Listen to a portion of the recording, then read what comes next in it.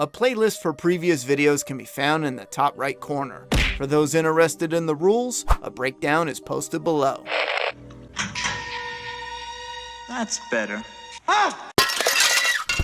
I'm fine. Subscribe and comment for a chance to win this Friday the 13th Steelbook giveaway. Welcome to Flaw vs. All Reviews, where we rate and rank the movies and shows we love and hate. I'm Ronnie Hayes, and today we're looking at Friday the 13th, Part 3 in 3D from 1982. The exact version I'm watching is coming from the 2020 Scream Factory box set. In this installment, we'll get the iconic look of Jason for the first time in a hockey mask. And it's presented in 3D, which is so awesome, with the modern glasses and not those ridiculous old red and blue ones. But I highly recommend VR goggles, if you got them. Trust me, it's like your eyeballs are in a movie theater. This is the best I have ever seen Part 3 presented in 3D my whole life. Now, can they continue the story and give fans an exciting new addition? Let's take a look at the flaws and awes with Friday the 13th, Part 3. Right from the rip, they continue with Part 2's flawed structure of showing the ending of the previous installment in the beginning of the new one. But we do jump in a little cleaner. Okay, Jason got blasted with that blade so hard, he's probably gonna shit out his collarbone. And he just, pulls it out? Okay, I'm hard to please when it comes to credits, but the music, the 3D, it feels like they're preparing us for a fun time. I dig it. Oh, this is gonna be tricky, and probably sound weird because you can't see the clips in 3D, but opening up on this store and air gliding to focus on the sheets blowing in the wind really sets the place in mood. And then this asshole sticks a fucking pole in your eye. I love it. It looks great. By the axe-wielding killer. Hells no. When movies use film footage as news footage, it always looks ridiculous. Jason shows up, lurking around, all creepy and shit. But where's his hair? Now this is a continuity flaw, not a personal preference, because I actually love the new look of Jason. For continuity, yeah, it's jarring. If you look closely, you'll see Jason changed his clothes. But even better, it's a creepy scene. Dude is just odd and disgusting. You can't help but watch in horror as he contaminates his own damn store. I usually cut older effects some slack, but The Wire is too obvious, it's blurry, and overall, it's a bad take. His ass explodes, and he doesn't even wipe. That is nasty. Put us out of our misery and kill him. But please do it on screen. Yes. His wife is next. Huh? Jason gets the assist from a mouse, a satanic looking one with beady red eyes, but he snatches her up and we get a neat practical effect. It ain't the best, since I even spotted how crooked it was as a kid. It's actually a flexible wire they're pushing through his fingers. Sex, sex, sex. You guys are getting boring, you know that? So this time we follow a van load of teens. There's 3 female friends, a boyfriend, the weird roommate, and a stoner couple. Now they're headed to Chris's family cabin near Crystal Lake to enjoy a weekend getaway. Definitely a mix and matched group here that had potential, but the way the story is structured, they don't even feel like a group of friends after this ride. 2 cop cars rush to a crime scene. Let's move it back over here, all right? That is already past the point where cops would be lights on speeding to one, but the kids get spooked and they eat some ass. Wait, what? Oh, that's a typo. They eat some grass until the cops pass. The van stops, and in the next shot, it's still moving, but the hard flaw here is they don't take advantage of this moment, not even with one of them being super stoned. I've often thought Shelly being pressured to eat the weed would have been great, because he can get so stoned, it escalates his scenes faking his death, and also the altercation at the store with the biker gang could have been influenced because he's stoned out of his mind. No matter how they could have done it, this was a real missed opportunity. Headed up to the cabin, they pass by the store from the intro, which has a creepy vibe, and it brings the killer's presence back into focus. I must be in heaven. Since they killed the crazy local in part 2, we get a new one, which is really just uncreative repetition. I have warned thee! The gore in 3D is cool though. Previous entries use Jason's theme in clever ways, and sure, it grows to become the theme of impending doom more than the presence of a killer, which was started in part 1 when the only music that was used was when the killer was around. His name was Jason. Part 3 starts this trend of using Jason's theme for fake outs. Is someone here? These two are just awkward. Their dialogue feels like it was written on scraps and randomly drawn out of a hat. Plus, Rick clearly just wants to knock boots. Desperately horny is just not interesting. Well, that's a start. Could you just slow down, please? Yet here, it feels organic. It's a nice, yet brief moment. I think you've gained some weight since last summer. I have not. You creep. Put me down. Set aside 3 hours a day to fulfill our needs. Well, that didn't last long. Sadly, this scene void of chemistry is interrupted by a blood-curdling scream. No, Jason isn't killing yet, it's just this shithead. I don't mind the practical jokes, more like how the movie uses them. That was his scream? Right, okay. And what if no one even looked in this particular closet? Hey, let me go with you. Dude runs like he shit himself last week. Smelly Shelly and Vera go to the local store. We don't accept no food stamps. Which is an odd encounter altogether. Make a wish. Shelly's clumsiness actually pays off. Oh shit. For our entertainment, that is. He's fucked. Oh, shit is right. After being bullied and embarrassed, Shelly gets some revenge, and it's fun to see a good release for this character. While trying to jam as many 3D effects into the film as possible, they created some filler scenes, like playing with a yo-yo. For a 3D movie event in 1982, it worked well, but for a lasting, enjoyable movie, this ironically fell flat. 34 minutes in, finally we get the presence shot. What happened to your windshield, man? They don't feel like people. This could have been a good, quick character building moment with an exciting biker gang story, the duo sorry about the car, and Rick frustrated but glad they weren't hurt. Instead, we got this. My poor car, what did you do to it? Few minor repairs. It'll be good as new. The biker gang shows up to get even, and they steal gas? They must have sucked at math. Or maybe they were gonna burn the barn. Take this in the barn and start pouring. This is the reason for the trip to the store. It's to set up these appetizer kills. I don't know if it was a mistake or purposefully done, but you just barely see Jason's pants after he snatches up Foxy. I love little moments like that, especially when we may need a second viewing just to catch it. Her kill is off screen, but the aftermath is a cool effect. The next kill we get to see. Jason dispatches of them pretty quick, and the more realistic sound effect here with the bouncing arm makes this seem more brutal than the bloody kills. Come on, Debbie, how about a little roll in the hay? That's a good way to finish out a scene with some added tension.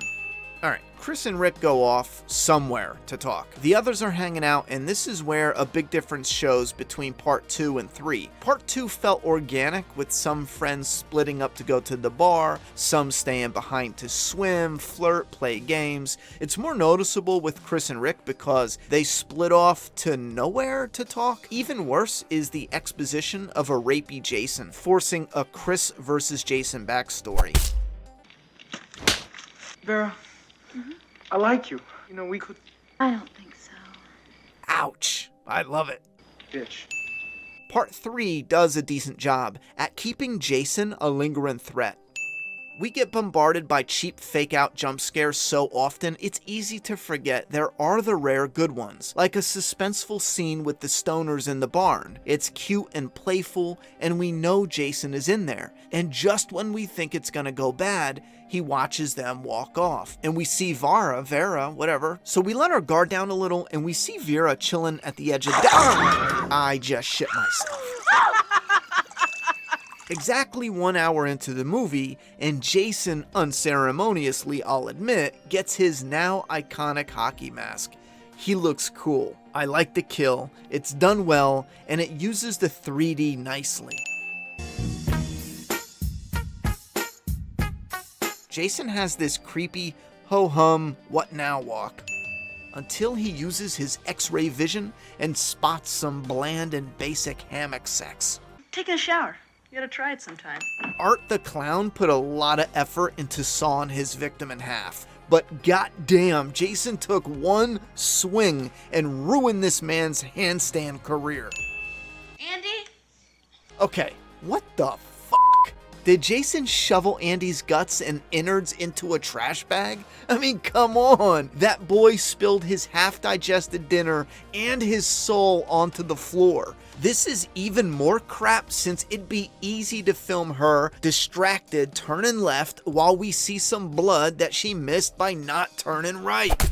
Alright, Jason would have left breadcrumbs of blood all along the way, but this is a cool reveal with the 3D blood dripping down, adding that little extra touch. They're calling back to their own part 1 with Kevin Bacon's death from under a bed, and we get a cool variation from under a hammock.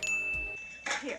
Go down the cellar and check the fuse box. I mentioned it before, but here's a glaring flaw. These two don't even feel like they are a part of the group. The whole group is split up in cheap ways, with some serious pacing problems. Unfortunately, we don't get to see Jason kill Shelly on screen. We get an aftermath death reach, with the ironic twist that he played around so much, no one even takes him seriously. Stop fooling around, man. Now that is badass. Fun fact, I paid homage to this scene in my comic Doomsday Kingdom. Shelly's dead! Oh my god! Oh my god! Fuck, bitch, that bad acting is killing me. That shit's more dangerous than Jason. A hot fire poker kill adds variety, but it's this shot of Jason for the win. Not only is it a cool visual, but this fucker hides bodies like he's trolling them with his own twisted take on an Easter egg hunt. This is the first time we actually see him carry a body away, right? Come on, let's move it. Seems awfully quiet. Just in time for the lazy return of Chris and Rick, far too similar to the better done part 2, Ginny and Paul returning from the bar, which felt much more organic than leaving to chat wherever the fuck it is they went. Rick's life is snatched up in one of the coolest shots in this movie. We are not gonna have any doubt about Rick's fate in this movie. See, I told you, it's like Jason's Easter egg hunt. Now that is how you blast a body through a window. Another banger of a shot. My man got a few books tossed on him and he went to his knees? What's he, afraid of literacy? Come on now. There sure is a lot of light in this closet. And what's with the upright body? Upright dead body? If the actor has to use muscles to stay upright, change the scene. That's a fierce looking Jason. He pissed. Pause. Filmmakers, get out your notebooks. See how the body jerks when the blade is removed? It looks natural. There is some weight to it. But back to Friday 3. Final girl Chris doesn't let her fear cripple her. She uses the knife to stab at Jason's hand and his leg. Chris is clever. She recognizes that he's gonna keep coming after her, and he's gotta come out that door to do it. Chris runs into the barn, and they do this perspective swap like they did in part 2. Chris tries to lock Jason out, but he swiftly gets the barn door open, and he locks it down proper. In the meantime, both us and Jason lost track of where Chris is. There's good tension here, and with this small space, we know she's locked in with him. She manages to use a clever trick, whacks him upside the head, and she hangs his ass. She's hoping it's done, and with Jason hanging on the end of the rope, we're about to get a new face reveal, and it's pretty interesting. First, you'll notice he's clearly different from part 2.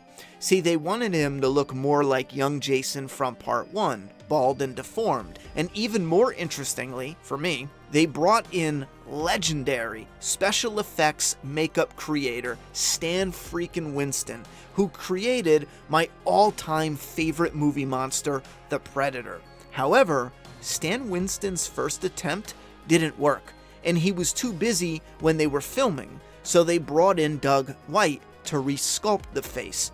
And it's crazy, because I'm a massive Stan Winston fan, from Predator to Terminator to Jurassic Park to the friggin' Congo, the gorillas, but this is my favorite slasher, and I don't love Stan's version. It is scary as fuck, but it's too monster-like instead of being deformed, in my opinion. Anyway, Jason pulls himself up, takes his mask off to remove the rope from around his neck, and we see his ugly mug. Chris is surely done for, right? Nope. The biker wakes up from his ass-kicked coma, and this actually works, until that we see he lasts a whopping 0.02 seconds. That's what she said. At least it's one brutal hack and slash. I mean, damn. Seriously though, they did an amazing job on the hand. Distracted by obliterating the biker with a machete, Jason took his return a little too personal. For real. He's making sure that dude is dead, and that gives Chris a moment to use Jason's own kill tool against him. There's something about edges, like on the boat, that work really well in 3D. It heightens the environmental shot. Jason looks extra creepy, like he wants to devour her butt. I mean soul. Here is where it's fun for some fans, but it's just a stupid retreaded final scare. Jason was in the lake because he drowned. So why the fuck is Mrs. Voorhees in the lake? And she was beheaded. It's a vision. We know it isn't real, so it's crap slapped in for the cheapest reasons possible. Some fans are gonna be mad at me, but this is sweaty ass crack. I do have to give him props though. She looks gory as fuck. I like the little worms hanging off her mouth. Okay, that's cool. The visual is cool. What's going on though is stupid. Chris is mentally ruined at the end. She was strong and put up a hell of a fight, but this end is dark. I mean, she's a wreck. Unfortunately, it's not performed well. It's more like she's gonna be Joker's new sidekick.